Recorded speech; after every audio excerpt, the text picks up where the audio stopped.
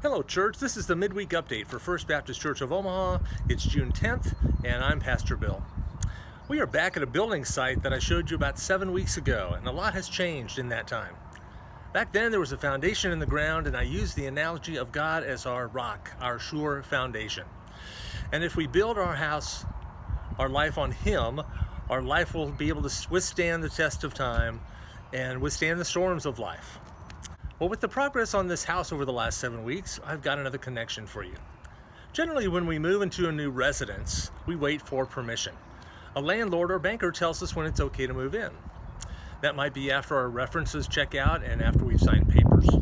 It might be after an apartment is cleaned up and fixed up and ready for us to move in, or after a builder has completed the specifications on a house and has received a certificate of occupancy.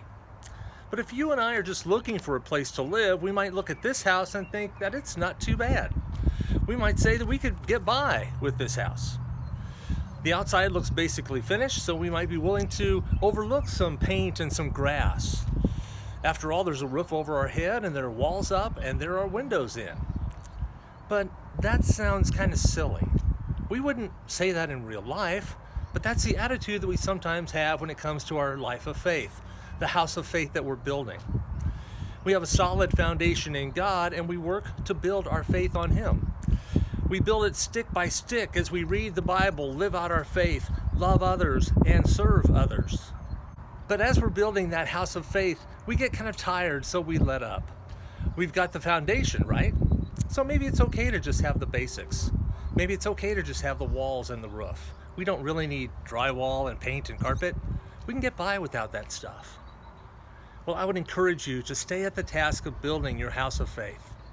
Work with God and put in the hard work to make your faith what God wants it to be. Psalm 127:1 says, "Unless the Lord build a house, its builders labor in vain." As you live your life by faith and not by sight, God is working to build that house of faith in you. He knows the plans that He has for you, so He's working to build just the place that He has in mind for you. So you shouldn't settle for anything less. He's working to build in the right kind of rooms, add the right kind of fixtures and the right kinds of accessories. All the things that you will need in life, all so that you can live your life for Him. So don't short-circuit His plan for your life. Don't settle for just a roof and some walls. Keep working to build your faith.